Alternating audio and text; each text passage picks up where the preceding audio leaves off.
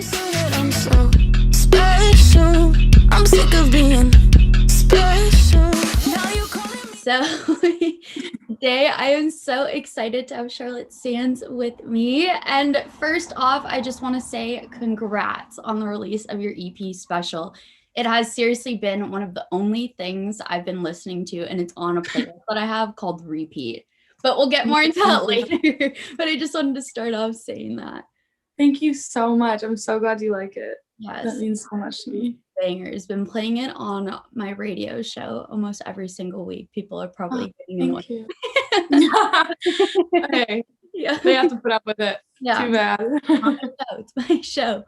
But let's get into this. So how did you start creating music?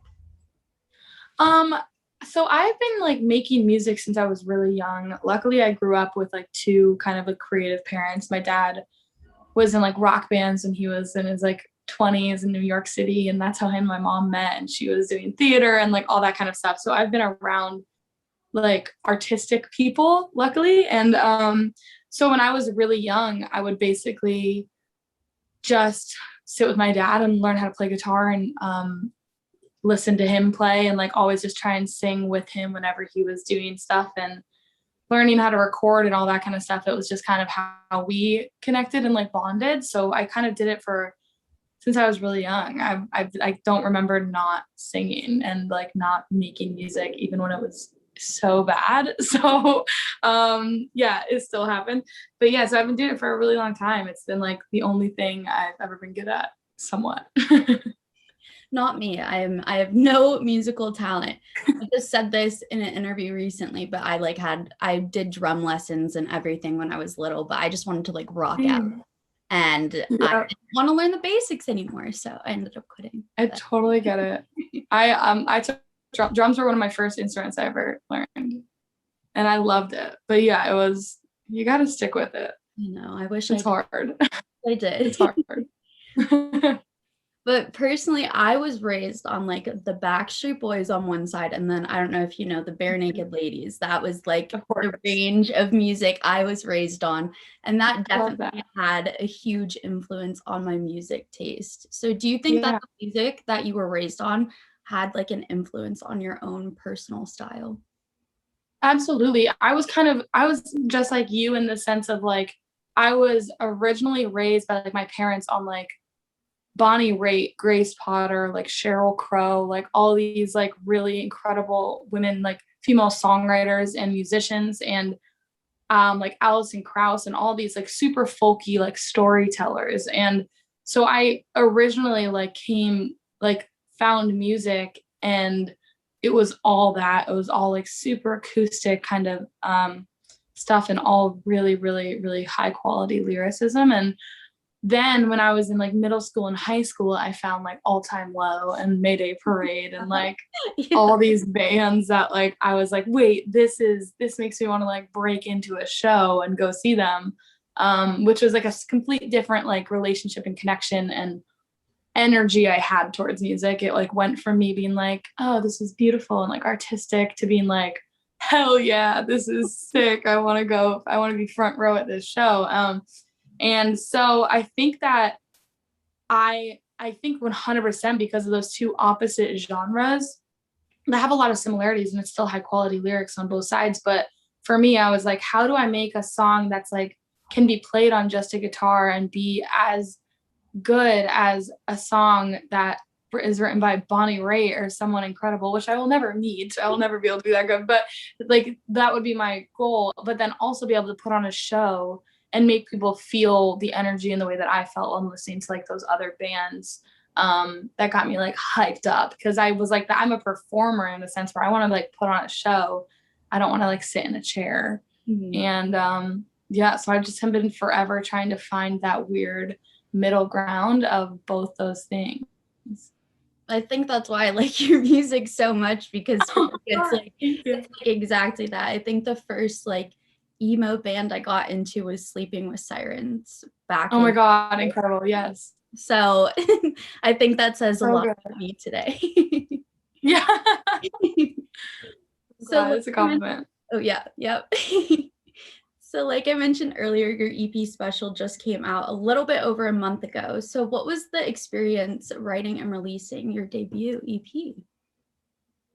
Honestly, it was so crazy because I didn't originally plan on releasing it as an EP. I just wanted to release it as all singular songs. And then I kind of got to this point on the last few songs where I realized that they all had a lot of similarities in the sense that I was talking about the same relationships and I was talking about the same experiences, and kind of like it almost was like every single song felt like a different side of the same story to me, and like the happiness and then like the jealousy and then like the moving on, but then like the not being over it, and every single song kind of felt like every phase that I went through during like the last year of my life. And so I decided that I was like, this is kind of a cool chapter to close and to move into a different narrative. And it's just felt really cool because it's so different. And I think all the songs are so different than each other. And I think that genre is kind of dead in the sense of I just don't want to ever be in one genre box, seen as the fact that like I want to release a folk album one day. I want to release like a crazy like metal album one day. I want to like release a country album. I want to be able to do all of that. And I think that I'm trying to kind of release stuff that makes people see that could be moving in any of those directions, and not just like one thing, you know? So I'm excited about it. I'm really thrilled that it's out in the world and it's being received the way it is, because I'm glad that people just connect with it. And that's like the most important thing to me, is that people feel like represented and connection to it. Yeah, I literally absolutely love it. And I agree, they all do sound different, but they work very, very well together. Thank you so much. So how would you describe your sound though to someone who's never heard your music before? Oh, that's so tough. I feel so weird always talking about like what my genre is or what my sound is, because I'm always like, I feel like if you say that you're like pop, it's automatically people think about like almost like tropical, like top 40s, like Ariana Grande pop. But then if I say I don't ever want to call myself like punk, because like it's almost like disrespectful to actual punk music, you know? Yeah. But like I think that I don't know, I think I'm like a weird clash of like 2000s pop punk kind of stuff with also a little more, I think, a more classical, like folky lyricism, I guess. But yeah, I think that's what I'm trying to do, at least. I don't know if it's working, but No, I'm it's trying working. that. It's working. It's definitely working. Okay, good. But yeah, I guess in like even the live show aspect, it's like it's a show of with the energy of like a pop punk band. But the songs I think are able to live in either a pop world or an alternative world. And yeah, so I'm trying to just play all the fields. Well, it's definitely working. Thanks, girl. But the song Dress basically a stand against Candace Owens. Can you explain the inspiration behind the song and how that came to be? Absolutely. Yeah, it's a hilarious story. It basically all started even before everything with the Harry Styles Vogue cover. I was having a conversation with my best friend, Danon Reed, who is another one of the writers on it, and is basically he produced every single song I've had out. And he wrote Special with me, and he's also my drummer. He's the best. Shout out Danon Reed. But before that whole session, we were having a conversation because he was talking to me and was like, Charlotte, it's so funny over the years how much your type has changed. You used to like these guys who would like get into fights and had to like prove their masculinity and like confidence to you. And now you like won't date a guy if he like doesn't paint his nails. And it was like so funny because I didn't even like realize it at the time that my like complete definition of confidence has like changed so much over the last few years, and how I perceive someone as being confident and how I feel confident. And just the fact that I now see it as like confidence is like feeling free to dress however you want and be whoever you want to be and live your like authentic life. And like confidence to go against the norm is, I think, more attractive to me than just going with it, you know? And that's kind of, it's just changed so much and it's shifted, and which I'm happy about. I'm really glad I'm not dating those same people.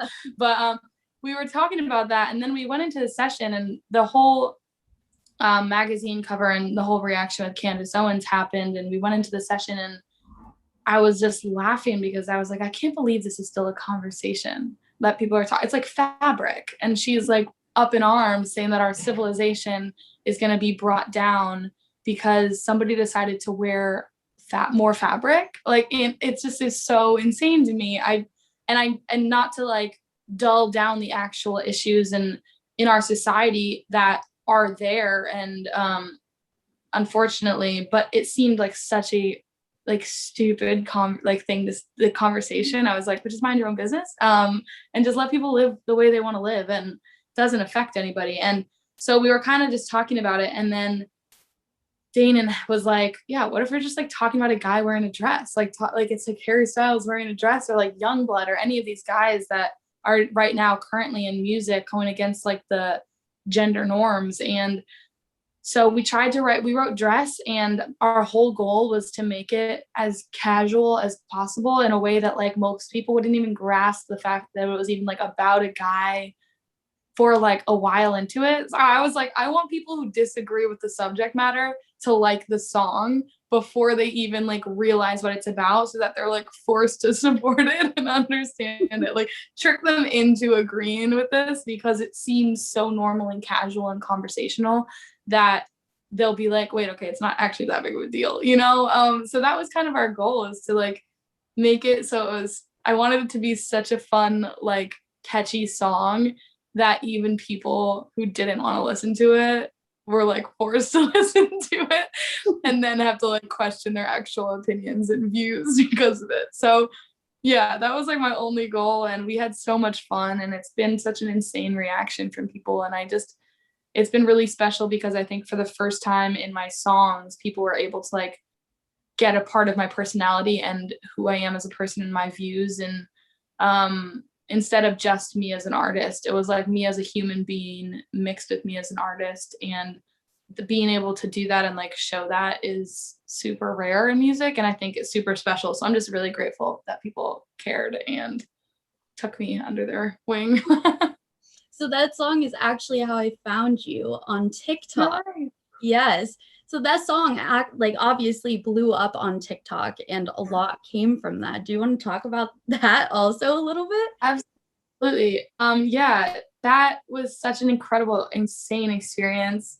It's also just so funny because I was so new to TikTok when that happened. I was kind of one of the people who was like pushing it off. I was like, please, can we just pretend that this is a phase that's gonna go away? And like it's not something I'm gonna have to like create content for all the time, because I just like didn't understand it at first. I didn't have it, and I was just like avoiding the whole platform. But I had a conversation with my manager, and she was like, Charlotte, you just have to do it. You just have to make videos for it and put your music out there and like give people a chance to like it and feel represented. Like you deserve that, and they deserve it. And it was like this whole conversation where I basically just cried and was like, I don't want to make videos on like an app, you know, like I don't want to do this. I have so much stuff to do. It feels so stressful and irrelevant. And then I take it all back, because like the third or something video I posted a week after I was crying about it ended up being just like a teaser of that demo. Me not knowing how TikTok worked and didn't think anything was going to happen, all of a sudden was like at Thanksgiving with my mom, like looking at my phone, like, I wonder if like 500,000 views is a lot in like an hour, you know what I mean? So I was like sitting there, I was like, I don't really know what's happening, but also it's probably not a big deal because this stuff happens all the time, whatever. But it ended up being like just an insane experience, because the coolest part was like I'm 24, and I grew up where if you put anything on the internet, if you post any like vulnerability, any songs of yours, anything like that, you get like automatically like bullied and like rejected for it. It's just like it was never felt like a positive place for me. It always felt like a place where you were being judged and you were being bullied or like harassed in some sense. And I've always kind of avoided doing that kind of stuff. And I think that's why I was avoiding TikTok for a while. But it was insane because there's like 14,000 comments on that video. and I've liked and replied to, I think, every single comment, Gosh. and there is not a single negative one. And I've never experienced anything like that where there can be such a large group of people who are genuinely all spreading positivity and like love towards each other and just supporting me, but also supporting this movement and this view and just supporting like authenticity and all these really, really wonderful things. And it was just so unexpected. I thought that maybe like my mom would see it and my sister would like be like, good job, and that was it. And it ended up being this incredible, incredible thing that I was able to meet so many people and connect with so many people. And we ended up releasing the song like a week later because we just like, we're like, whatever, we'll just do it. People are asking for it. And yeah, it's been crazy. It's been the coolest thing ever. I've just been able to just have so many, like, not being able to have shows as an artist where my favorite part of the whole entire music thing is performing.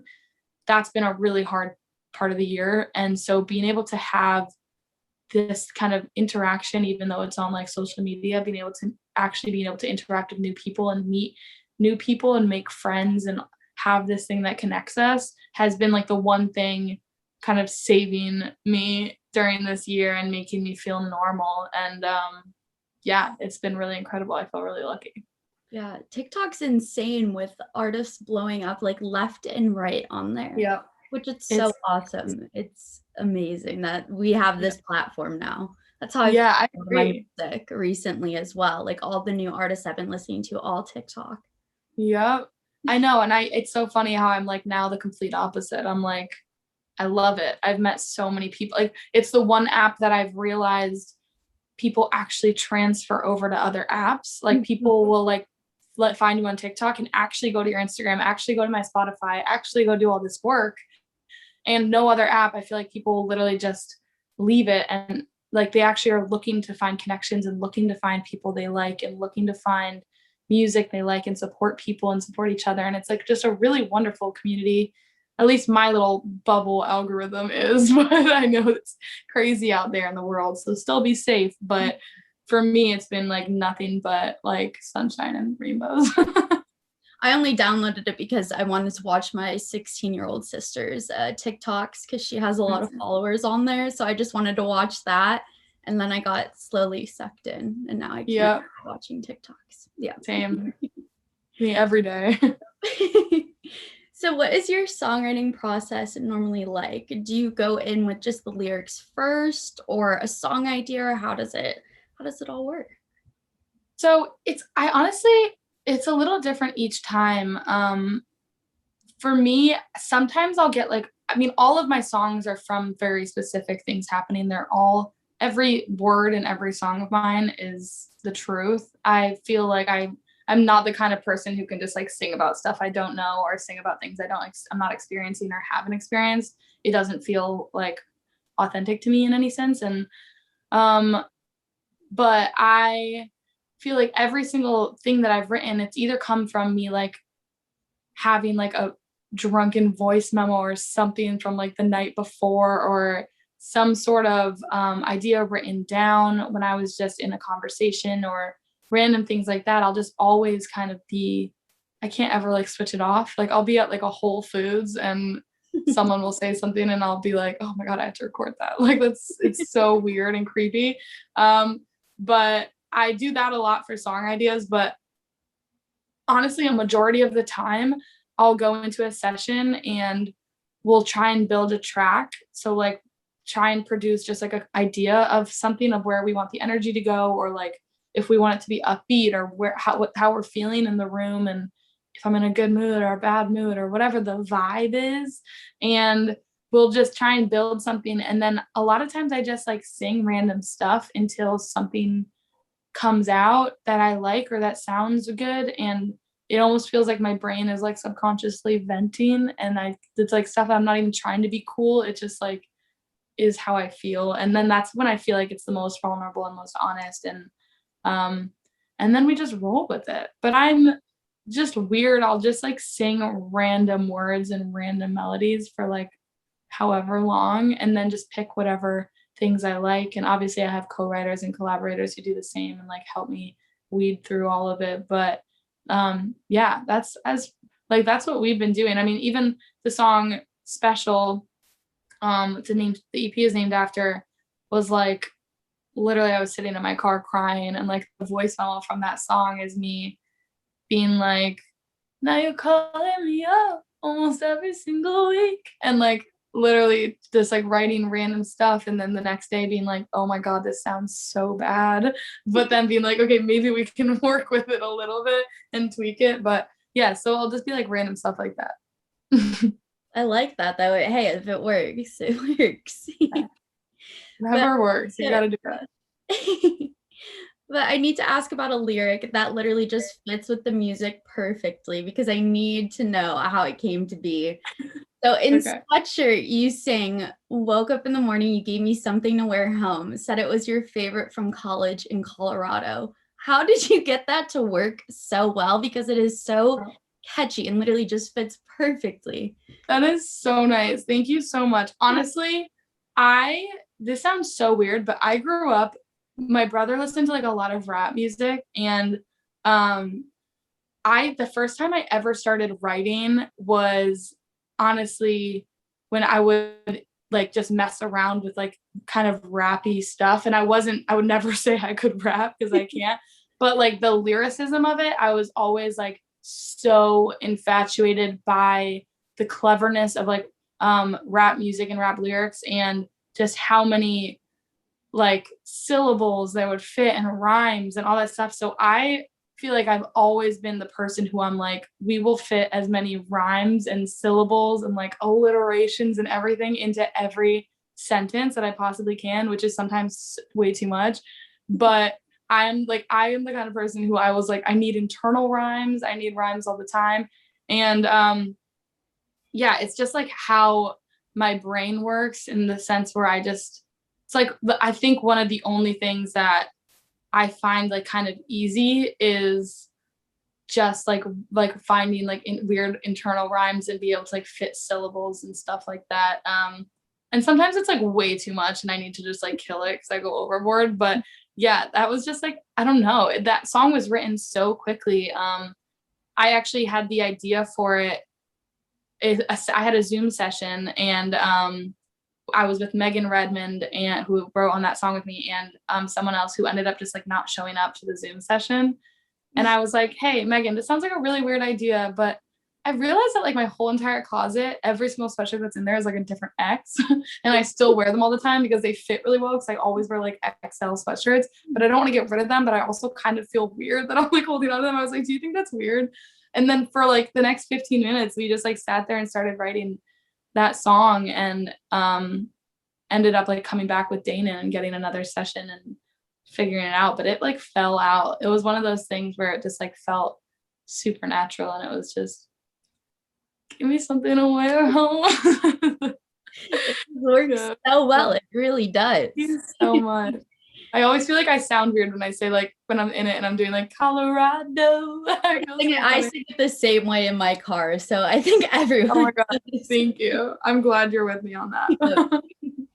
But do you find it so hard to be like open and honest in your lyrics, knowing that like the person or the situation you wrote that song about is like, it's going to be out in the open for not only that person, but everyone? Yeah, I mean, I honestly go back and forth so much, because like for Dream About You, that song is like literally the most descriptively honest song I've ever written, I think. I mean, a lot of them are for different reasons, but that one specifically, like that exact situation that I'm writing about was happening while I was writing that. Like I literally, not to give you too much information, but had just broken up with my ex, was kind of hanging out with this other person, like woke up at their house, and it was the first time that I realized I like didn't feel guilty about it, but I kind of felt guilty because I didn't feel guilty, you know what I mean? And I was like, I feel bad that I don't feel bad about being here. And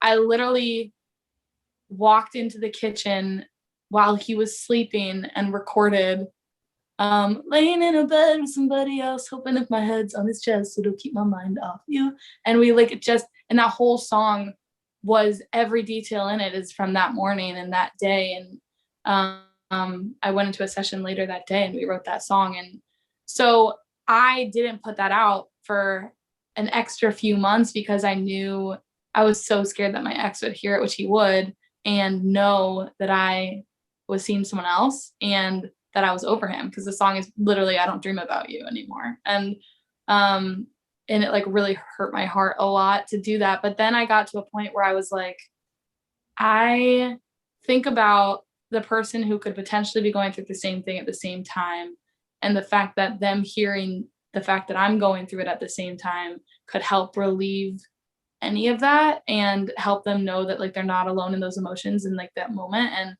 I tried, and I'm like, that's more important to me than his, like, no offense, but me being able to like be any sort of translator of emotions and make anybody feel a little less sad or lonely in any way, I'm like, that's my responsibility as a writer and as an artist, and I owe that to them more than I do to my ex or any guy.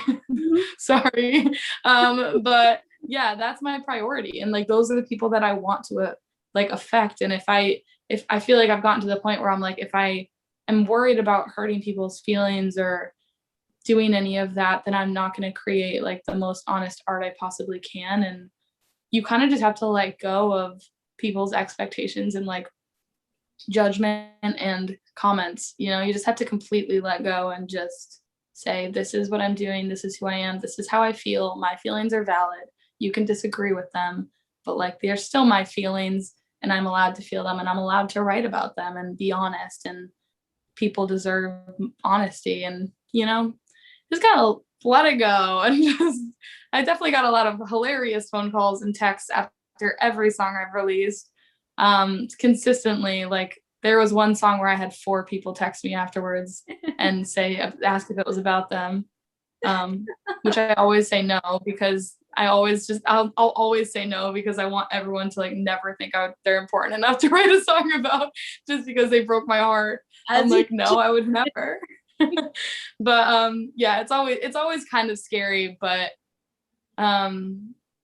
yeah, I just got to do it. You got to rip off the Band-Aid and just like be yourself and let everything else go. And you know, good life lesson in general, not just about music, just in general. Thank you. I'm here. Yep. So I know it's only April, but what has been your favorite releases this year besides your own music? Oh, that's a great question. Honestly, anything All Time Low. They just released another song. That's so good. I feel like everything I'm about to say is from like technically last year. But last year too. That's where my brain's at right now. I know. I'm like, I honestly don't even know where I am or who I am or what year it is. I'm still confused. But I love the new Julia Michaels song that is like I wish all your exes were dead one. I think that song is sick. She's like one of my favorite writers. Yeah, I don't know. I listen to such old music that I feel like I'm always behind like the cool things, but I would say those two. No, All time low, Michaels. I feel like I'm still in my emo phase. I feel like quarantine put me back in it, which is like good and bad, because now I'm listening to all these bands that I listened to in middle school, like all their new releases. Yeah. Some of them are bad, some of them are horrible, but yeah. Absolutely. No, it's like, it's so funny. We're all going to come out of quarantine and like see all the people that we haven't seen in so long, and they're going to be like, why are you wearing black eyeliner like that? You know? And I'm going to be like, I've been doing this for a year. And they're like, well, I haven't seen back in public now. It's time to tone down. They're like, no, that was a phase. It's like, no, Mom, it was never a phase. Exactly. We're going to be going through that again. Yeah. She's like, oh God, here we go. I thought we were done with this, Charlotte. Exactly. My sister said, I think like in the beginning of quarantine, she's 16 again, this one, but she was like, I'm so happy you're not emo anymore. And I was like, oh, and now you're like, Like, oh no. She described me as her emo sister for like a very big Honestly, that's a huge compliment. I know. I took it. I was like, thank You you. should run with it. I love it. But besides music, what else are you passionate about? That's a great question. I always get asked about like hobbies and stuff, and I literally every time like feel like I make stuff up because I feel like I don't have any hobbies. I don't know what it is. I like know I should have hobbies because it's probably not healthy to just like have all your eggs in like one basket in that sense. But I mean I love reading. I do love reading a lot. I feel like I only finish like 3/4 of every book, which is a problem. I always like finish 3/4 of a book, but then recommend them to everybody as if I like finish them, and it's just I'm so weird. I I don't know. I'm passionate about animals. I'm fostering a dog right now. That's been more than a hobby for me. It's like taken up so much more time and energy than I was expecting. But he is so cute. He's like a little pit bull puppy, and he's ruining my life, but I love him so much. And if anyone's looking to adopt a dog, let me know. But yeah, I don't know. I need to go find hobbies because he's like every single time I'm like, I don't know. But overall, as a person, I would say I'm passionate about women, equality. You know, I'm passionate about people feeling respected and supported and positivity. There we go. Yes. That's my slogan now. Put that on new merch. Just that. Yeah. Women, equality, energy. Absolutely. They're just like, what is she I talking buy about? it. I would buy that shirt for sure. So what do you hope people take away from listening to your music? I hope that people feel like our differences and what makes us different and are celebrated. I hope that people like know that nobody's normal, like there is no normal, and that we should be celebrating the things that make us weird, and we should be celebrating our fact that we're able to be emotional people and we're able to be roller coasters of emotions, and that's really normal and it's not weird. And every like just the concept of that like perfect as a person and as a life just like doesn't exist, and there's different levels of that we should be reaching for instead of just like one whole idea. And I just want people to feel really safe and protected and respected and represented in, and know that they at least have one person out there that cares about them. And I think that probably doesn't get through on maybe a lot of the songs that are just about shitty relationships, but that's my goal, at least for the future, is to be able to create more music that just makes people feel loved in some sense and makes them want to celebrate and be happy and, you know, be around each other and just spread positivity in every aspect. And I think the biggest thing is that I grew up listening to music that like when I was listening to like 2000s pop punk music, the reason I loved it so much was because it made me feel like I had a group of people out there that listened to the same music, that were just as weird as me, just as misunderstood as me, and like didn't fit in the ways that I didn't as well. And it gave me hope that one day I'd be able to find that like tribe of people. And so I hope that people listen to my music and know that they also have a tribe and they also have a group of people out there that feel the same way that they do. And so do I. Like, you know, I'm pack leader. I got you guys. But yeah, so you're not alone in your issues and in your problems and in your life. And as long as people feel that way, that's all I care about. I definitely think your music does that, at least for me. Can't speak for everyone, but It makes me so happy. So is there anything else you want to add, and where can people find you in your music? All I would like to add is hang in there. it's been a really tough year, but we're gonna be back to live music soon. We already have like tours and stuff that we're talking about that I'm really excited about, and it's all gonna be okay. So just hang in there and like be happy and give yourself a little love and an extra squeeze today because you deserve it. And you say, where can they find my music? Everywhere. You can find it Spotify, Apple Music, Amazon Music, Deezer, Tidal, YouTube, wherever. We now have 2 music videos up right now on YouTube as well that I'm super excited about. One's in the back of the U-Haul. Yes. So go check that out if you want to. Well, thank you so much for taking the time to sit and talk with me today. Oh my God, of course. Thank you for letting me. It's honestly a privilege. I'm glad that you care about me. Every single week, if I'm everything you want, well, you say you make me